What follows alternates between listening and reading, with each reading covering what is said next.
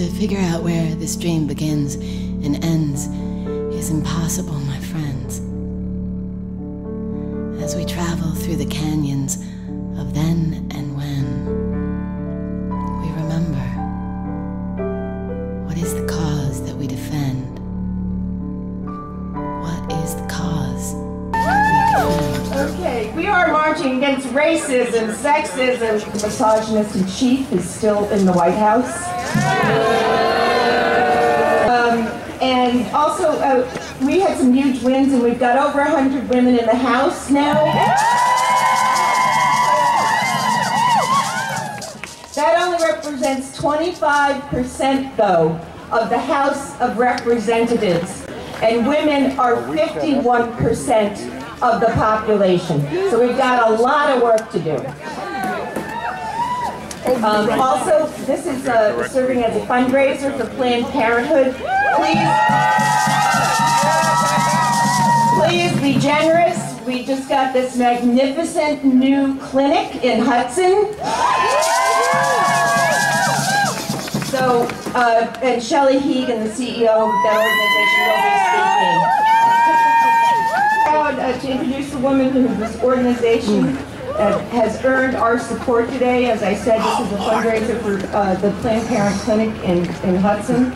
She served on the boards of Columbia County Healthcare Consortium, the Pride Center of Capital Region, and the Center for Women in Government and Civil Society, all of which she brings to her work as CEO and president at the Upper Hudson Planned Parenthood, which is about to open a new clinic in the city of Hudson.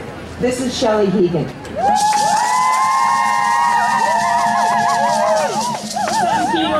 We've marched in protest of a newly inaugurated president who seemed to stand for nothing but hate and division. We never knew how bad things would be. By 2018, we marched again and we stood together to strengthen our resolve. A resolve that this nation is a nation of people who are different in so many ways. Our color, our religion, our immigration status. We are gay and straight, transgender and intersex. We are young and old, and we have struggles and strengths. And together, we became mighty. Today, we come to remember that we are the change we have been looking for. We changed Congress, we changed the New York State Senate, and we have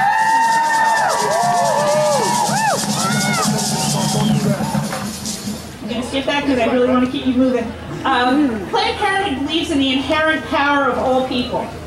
We believe that every person should have complete autonomy over their body. That means many things.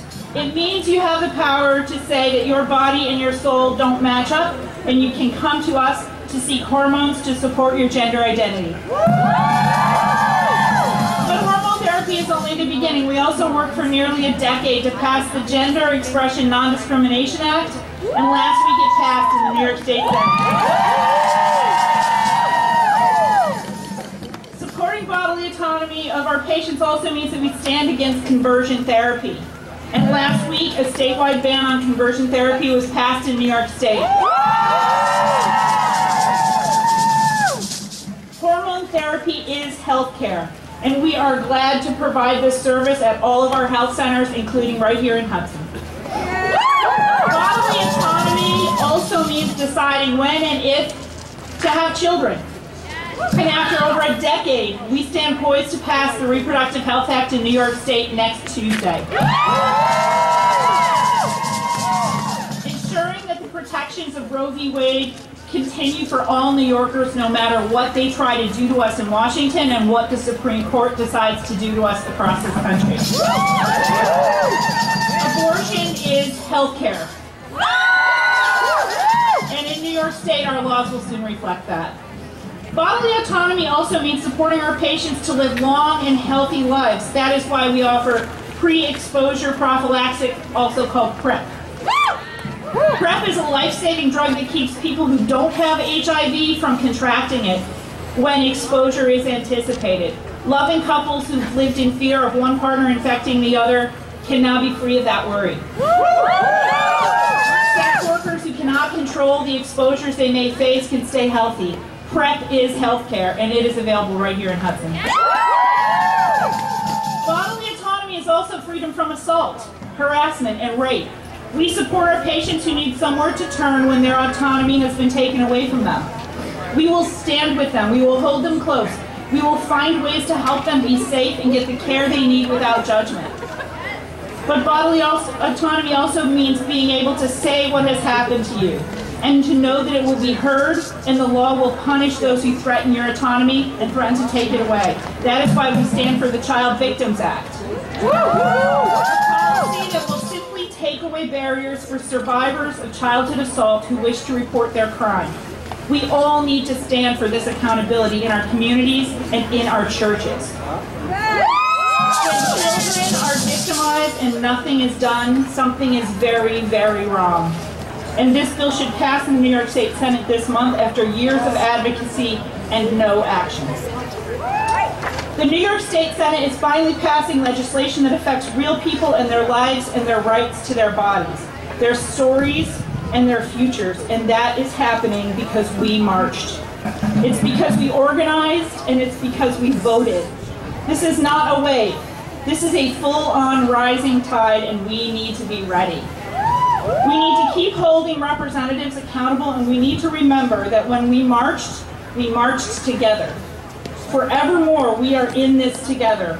Black, brown, white, gay, straight, bisexual, gender-conforming, gender non-conforming, Catholic, Jewish, Muslim, Hindu, Buddhist, atheist, and agnostic. We are one people.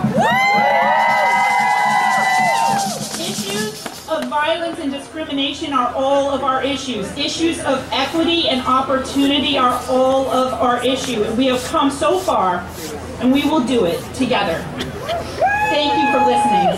I'm very proud to introduce the next speaker. She went to the first Women's March in Washington and was moved to start a video blog. She covered political events around the country, and she wrote a story for the Kingston Times.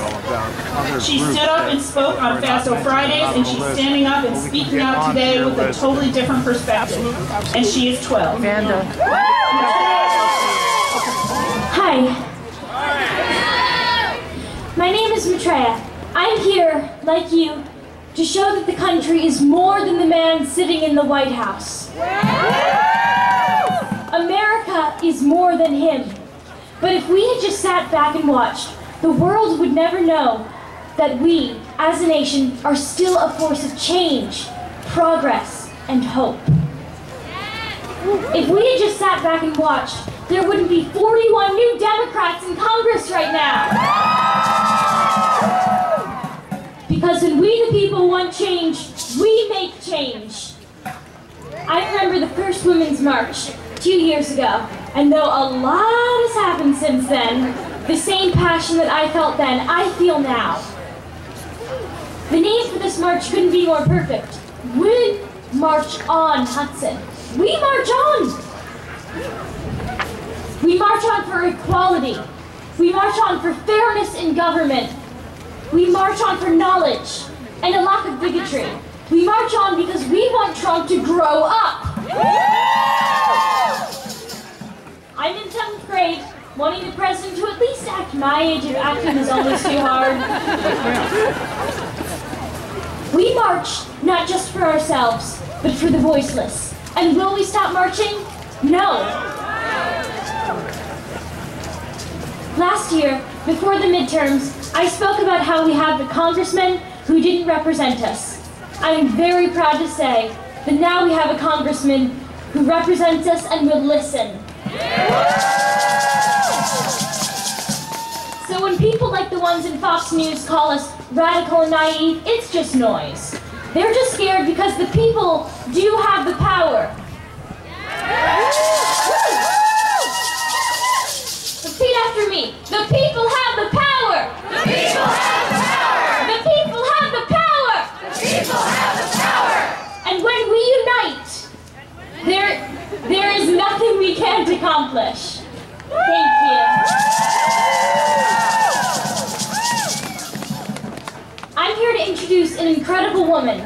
She has represented the 106th District, which includes Severn, Columbia, and Northern Dutchess counties in the New York State Assembly since 2012, and was just elected to her 4th full term as Assembly member, and her 1st term as Chair of the Veterans Committee. She fights for veterans, farmers, workers, seniors, students, broadband, the planet, and women. In fact, she helped Planned Parenthood make the move to Hudson. She is Dee Dee Barrett. Hello, Hudson! Thank you all for being here and staying here and staying out here. And thank you, Matria, so she turns 13 in 2 weeks. How about that? Happy birthday! We obviously know when we have young people like this and girls growing up that our future is in good hands, but we have to make sure that we leave them something to work with. And this intersectionality march today, which has been just such a beautiful group of gathering of so many different signs, so many different issues, so many priorities that are all in our hearts and on our minds as we enter into this second half of the administration in Washington that has been more toxic than any of us can imagine. But nothing is more fundamental than making choices, being able to make choices about your own body. So I am thrilled to be here today to continue my pretty much lifetime support of Planned Parenthood. I was a board member in New York City for 16 years. I am a supporter and have recently had the pleasure of being honored by both Planned Parenthood of Mid-Hudson Valley and Upper Hudson Planned Parenthood, both of which are in my assembly districts.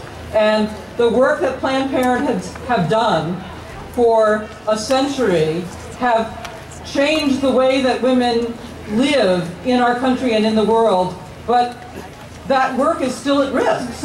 So important that all of you continue to support Planned Parenthood. We're thrilled to have Upper Hudson Planned Parenthood moving here to Hudson, the city of Hudson, this year, in the next few weeks. And it's essential that we make sure that the money continues to come to Planned Parenthood, that the laws continue to support the opportunity for services like Planned Parenthood. And we in New York State, when I was elected in 2012, 36 women in the New York State legislature, now 70 women. So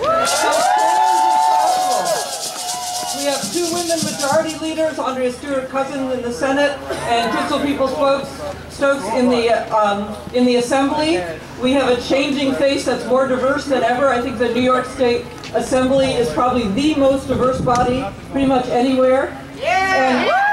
And we need to make sure that we keep electing the great people that will make this state the leader and the stalwart that it's been for so long. The reason that it's so important that we have this vote on Tuesday to pass the Reproductive Health Act is because New York State predated the Roe v. Wade in our legislation here. So we have been the leaders, we have been at the forefront.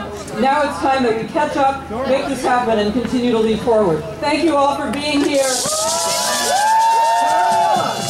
As Gianni mentioned, my name is Deborah Clinton, and I am the founder of the activist group Move Forward New York. In addition to my work with Move Forward, I am a middle school principal, a wife, and a mother of two teenage children. Managing all of these roles has given me a profound admiration for the great work of the women who have come before me to ensure that my voice could be heard.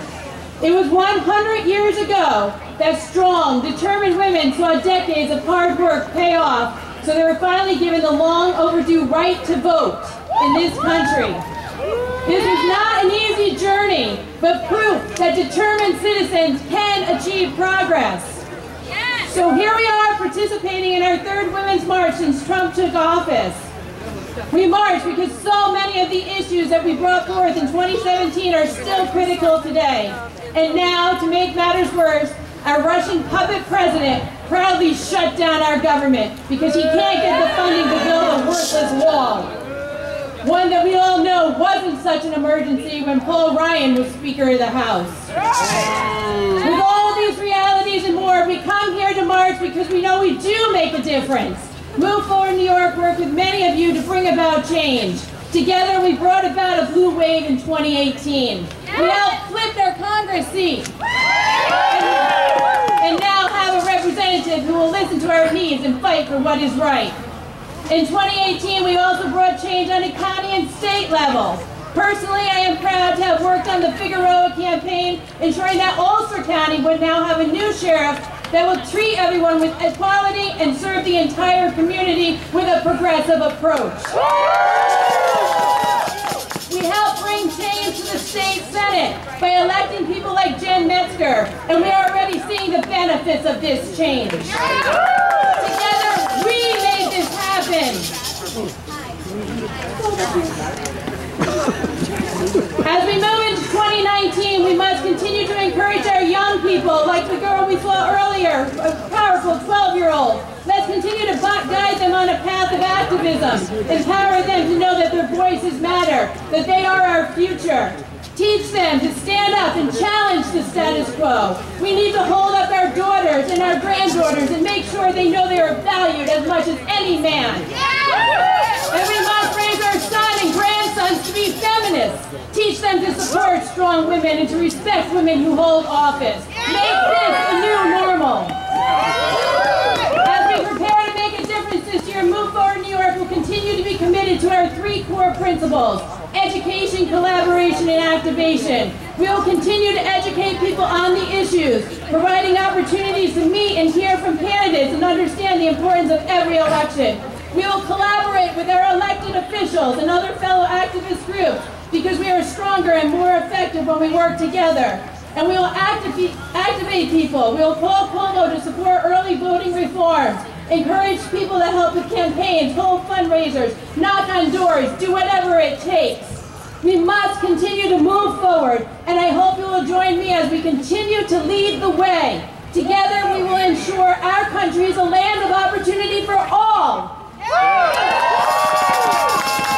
As I close, let us reflect on the words of the great Dr. Martin Luther King Jr., whose birthday we celebrate on Monday.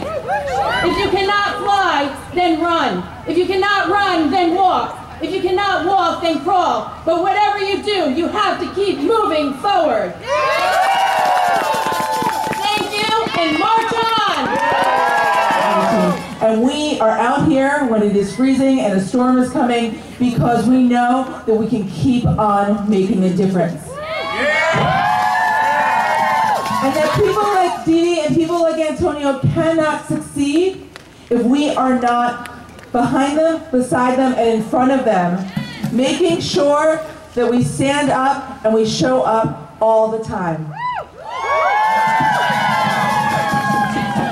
On my way here, I just got a text from one of my friends who's at the march in DC, and she sent me a sign, and somebody said, behind every successful woman is a group of women cheering her on with a group text. And I really feel like that's what it's all about, and what we learned in 17 and 18 is these texts are incredible, but we also have to show up IRL, as the young people say, in real life. And we have to make a difference. And we did that in November. We knocked on more doors than any other campaign except for one in sunny Orange County, densely populated California. And that is what New York 19 is about, that's what Hudson's about, and that's what we're going to continue to do together. And we know that there is so much more work to do, but we're excited to do it together. So please welcome my husband, Congressman Antonio Delgado.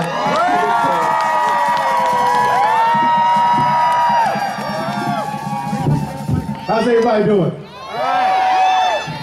Are you cold? But do you feel the love? Yeah. So you're really warm. First, let me just say a couple things about Lacey. In case you didn't know, this is hard work. What you're doing is very hard work, and it takes dedication, it takes determination, it takes love, it takes commitment, it takes passion, it takes sacrifice, it takes humility, it takes vulnerability, it takes it all. And I can tell you, me and my wife live this every day. And I have no better partner in the world to educate me on what it means to lean into your love, what it means to be vulnerable, what it means to be humble, and to embrace this for what it is. And that is the fight for equality. So thank you, to the love of my life, for all the work that you do on me and on us, and what we do together, hopefully, to stress the importance of family, community, and love, beyond race, beyond gender, beyond sexual orientation, beyond religion, but lying in the strength of our shared humanity and the dignity that lies in that, which comes from a higher power. Now, I want to thank the organizers. Gianni, I know you do all the tremendous work, all the different groups that have stepped up to put this together, and every single individual out here that's braving these conditions. This is a microcosm of what's happening around the country. And I can tell you, it's a fight right now. What's going on in DC is disgusting. It's ugly. It's cold. Very cold. And it's dark. And it's grounded in hate. And it's grounded in divisiveness. And we are being held hostage on the politics of hate and division. That is what we are currently being forced to endure right now. When we hear conversations about a war, we're talking about politics of hate and division. And we're using that hate. Leaders right now are using that hate and division to pit us against each other with the hopes that we might cave and say we can't take it anymore. And let me tell you something, and I mean this, and you gotta keep this in mind. The strategy is to exploit our capacity to be empathetic to each other. Think about that. That's the strategy. Oh, they'll have to give in. Because when people, and I'm meeting them, when people have to go day in and day out and worry where their next check's gonna come from, or a SNAP recipient is desperate to figure out how to access their benefits, it's gonna go to making sure they can put food on their table and feed their children. That's called desperation. And if you care about people, if you love people, if you believe that we all should have a chance, you wanna help that person. You want to give back to that person. You want to find the answer with all your might for that community, for those individuals. And so we're being held hostage because they know you care too much. But you know what I say? We got to keep caring as much as we possibly can and stand firm. Because if we give in, it's deeper than that paycheck. If we give in, we lose our values. We lose who we fundamentally are as a country. We lose the dignity that person's going to feel the next time they get that check. We lose the principles that our children are being taught right now, hopefully by all of us. We're talking about a meta-moral issue. These kind of fights take courage, and they take sacrifice. Don't pretend that this is a moment that's normal, because it's not, we know it. This is an historical moment. We're being pushed to the brink, to the absolute brink. We are. When the government has been shut down for a record in our country's history, that's called being pushed to the brink. When the other side doesn't care about the legitimacy of government and sees a benefit in this, we're being pushed to the brink. But I got faith in us, particularly in women. And I come from a very strong, powerful woman. A woman who was told she couldn't have children because her heart wasn't strong enough. Doctors told her that. And she said, well, I want to have a child. And she had me and my brother less than 2 years later, after being told she couldn't. And 20 years later, she had to have open heart surgery to correct her heart. She believed. As I said, I'm with a woman who reminds me every day of how powerful women are. The work you guys are doing and the work you have decided to do in this moment in time, in our history, I stand in awe. When I walk into the halls of Congress and I look around and I look at these powerful, dynamic women who have essentially bum-rushed the system, who said enough is enough, we're coming in, and kicked down the doors and said, we're here now and we're making some noise. I love it. I love it, and I stand right with you. Right behind you. Right beside you, wherever you need me to be. I'm gonna stand with you. And I'm gonna stand with my colleagues in Congress, those strong, beautiful women, powerful, smart women, dynamic, who are there to make a difference and to stand up to the misogyny, to stand up to the inequity, to fight for equal pay for equal work, to fight for paid family leave, to fight for, make sure we have actual gun reform. I know moms demand actions out there, right? How to fight for supporting Planned Parenthood, to fight to push back against sexual harassment and call it for what it is. To do all that work, but fundamentally though, beyond all that, to teach America how to love again, how to have empathy again, how to be compassionate again. That is what's on the line. And so it is perfectly fitting. It is poetic. It is fate that women have emerged in this moment, at this time, when there's so much hate, and there's so much division, so much masculinity and testosterone. Seriously, here you come. Clap it up. Here you come. And we need you. I need you. We all need you. And to my young women out there, I see you. And when I look at you, and I see the passion in your eyes and the fire in your belly, and I feel it, keep feeding off of that. Keep feeding off of that, and know you have an ally with you. You have somebody who will stand here with you through it all. Dig in. Dig in. Lean into the love, lean into the value set that we know is what we need right now in this country. And it's probably going to get harder. It's probably going to get more difficult. And I'm going to conclude with this, and bring it full circle. I was just talking to my wife, Lacey, about what it means to feel helpless. And how sometimes you just feel like no matter how hard you work, and no matter how much effort you put in, you're not seeing the results you want. You're not getting the gain you want. You're not seeing the progress you're hoping for. Or the task just seems so insurmountable that it can weigh you down.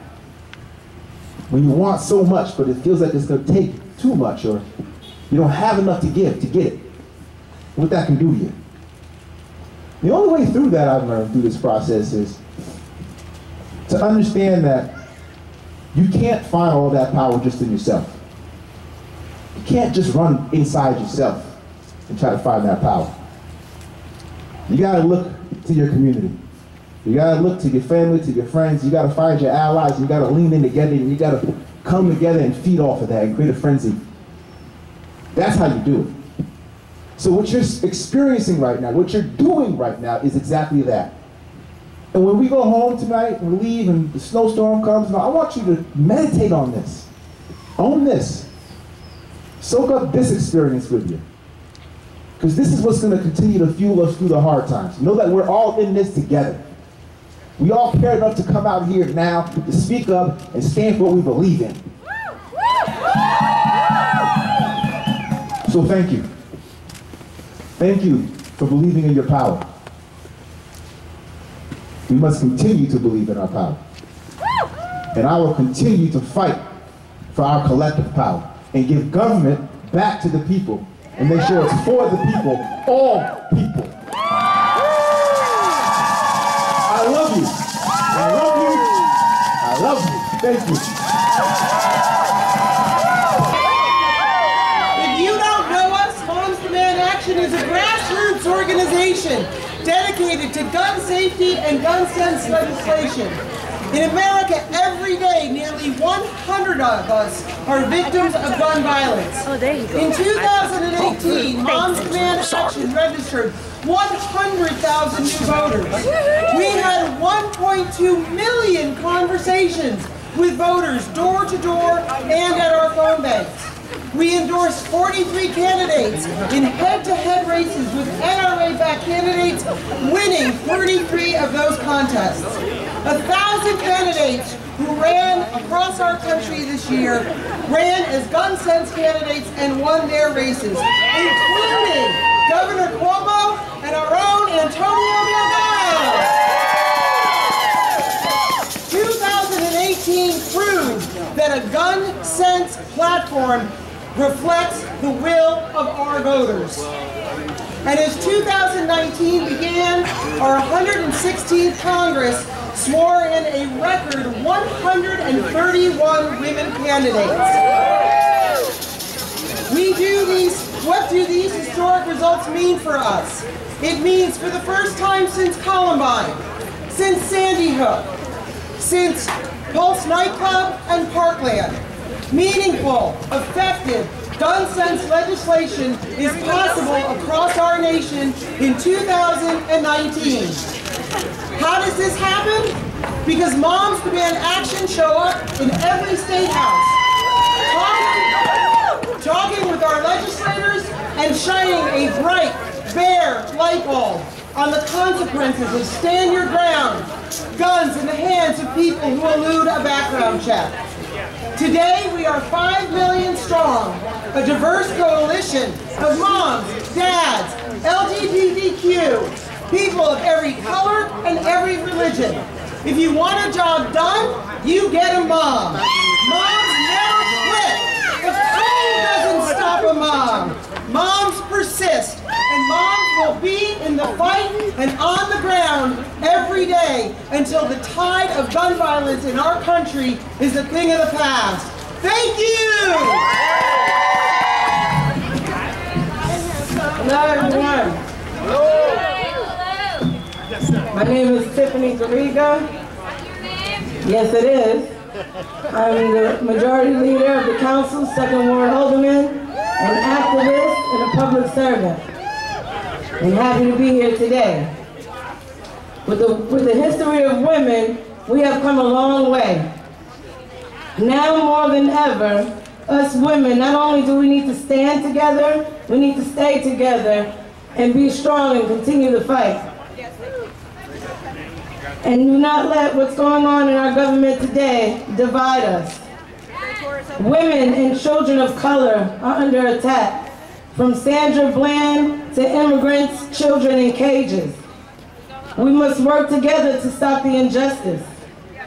And I'm going to leave you with a quote from Martin Luther King. The ultimate of a man is not where he stands. The ultimate challenge of a man is not where he stands in the moment of comfort and convenience, but where he stands at times of challenge and controversy. We must continue to fight. Do not forget about today. Fight on Monday through Friday for the rest of the year. We have to stand for those that are not able to be here today. We have to continue to fight. Thank you. Hello. Where's global warming when you need it?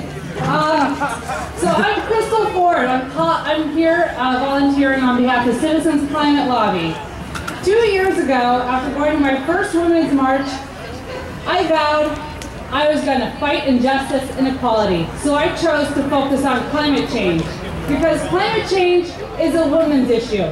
It's a justice issue. It's an economic issue. It's an immigration issue and an intergenerational issue. Climate-fueled heat waves, droughts, forest fires, hurricanes are hitting hardest the low-income communities and people of color. And even worse, so many of these communities already live with fossil fuel pollution that poisons the air they breathe and the water they drink. 2 years ago, I was just a mom. I wanted to channel that anger into action, and my first step into activism was Citizens Climate Lobby. Citizens Climate Lobby empowers everyday people to meet with people in their community and members of Congress to work on climate change need you guys to head back. Our climate solution is simple. Put a price on fossil fuels, oil, coal, gas, and return that money to everyone. This money, this policy, will drive down our carbon pollution and get climate change under control. We already have a bill. It's called the Energy Innovation Carbon Dividend Act, and it was recently introduced into the House and Senate. All right? This policy will drive down, not only will this policy create 2.1 million jobs over the next 10 years thanks to the growth of the clean energy economy, That money goes back to you every single month, into your pocket, so you can spend as you see fit, helping low and middle income Americans. So I encourage you, if you can, stop by the Citizens Climate Lobby table and write a letter to your representative. Tell your representative that we need to act on climate change, we need to put a price on carbon, and if they have spoken up, thank them. Tell them to keep going, because our lives depend on it, our children's lives depend on it. I know it's really easy to feel overwhelmed by the scale of global warming, but don't be. We have the solutions. And remember that just a mom, just a kid, just everyday people are using their voices, taking to the streets, organizing in their communities, meeting with elected officials, getting elected, and making a difference every single day. Thank you. My name is Javeen Ahmed, and I am the co-founder of Hudson Muslim Youth and a family intervention specialist at Warren Street Academy, a school for at-risk youth right down there. Today I am standing among other fellow Americans, proudly wearing my hijab. And I can say without a doubt, this is what America looks like. 24 years ago, my Bangladeshi immigrant Muslim parents moved to Hudson from New York City to find a place to call home. They came here in hopes of finding better jobs and a place to raise their children. Today, Hudson is home to hundreds of immigrant families from Bangladesh, India, Pakistan, Yemen, Haiti, South America, and so many other countries all over the world. We are a hub for diversity, a city that builds bridges, not walls. We may not have all our issues resolved, but we are a community that continues to try. Hudson is a sanctuary for undocumented families, refugees, and immigrants. When the administration makes hateful, threatening comments about dreamers, Muslims, and women, we stand together against discrimination, inequality, Islamophobia, racism, homophobia, and everything that is un-American. We march for a greater, more accepting America. We march to overcome. Amra korbo joy. Hum honge kamyab.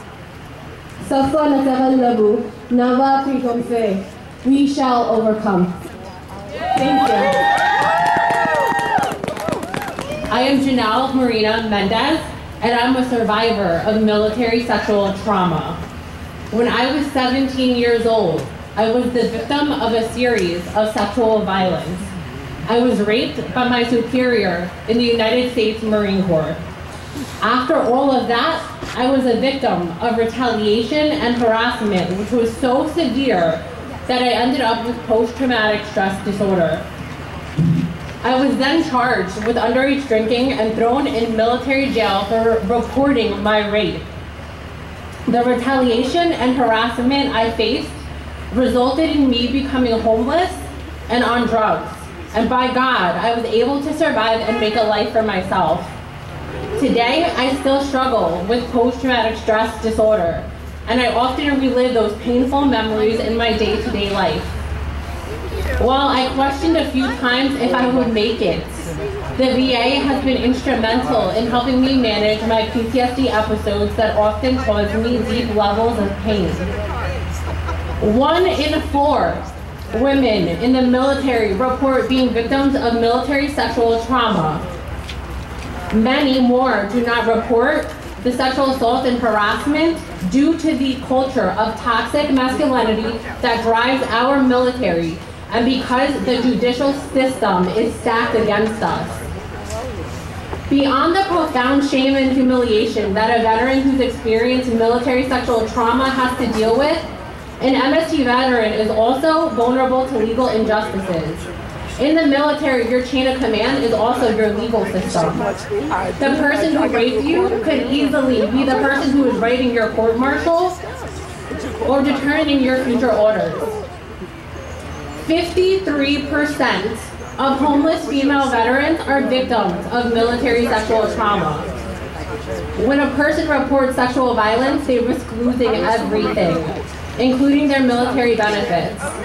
The loss of benefits results in homelessness, the denial of access to the VA healthcare system, and in some cases, a retaliatory discharge that creates an inability to get a job in the labor force. Many veterans who experience this enter the underground economy and often become vulnerable to sex and drug trafficking as a means of survival. And most of us have been unable to get out. Female veterans who experience military sexual trauma are 2 times more likely to commit suicide than a non-MST veteran. According to Reuters, veterans who report MST are 70% more likely to commit suicide. Tens of thousands of veterans have committed suicide as a result of military sexual trauma. This is my story. I survived an intentional overdose. The pain of sexual, physical, and psychological trauma was so intense that at the age of 18, I thought life was not worth living. I had been raped, molested, harassed, spit on. I have been called names like Wook, a woman outside the kitchen, a walking mattress, a hoe, a slut. I had been choked. I had a metal chair thrown at me. I had been starved and sleep deprived over the course of 3 days alongside another female Marine. When I requested legal and medical attention, I was denied and locked in a room for 15 hours. I was told by the chain of command that hazing and sexual abuse was a part of the culture that I signed up for. Our military sexual trauma movement is inspired by the story of so many female Marines from across the nation. We may be a super minority, but we hold on to our values tightly, and we demonstrate what we believe is justice by coming together and combating the toxic masculinity that has harmed us for so long. We are the ones who remain unnamed.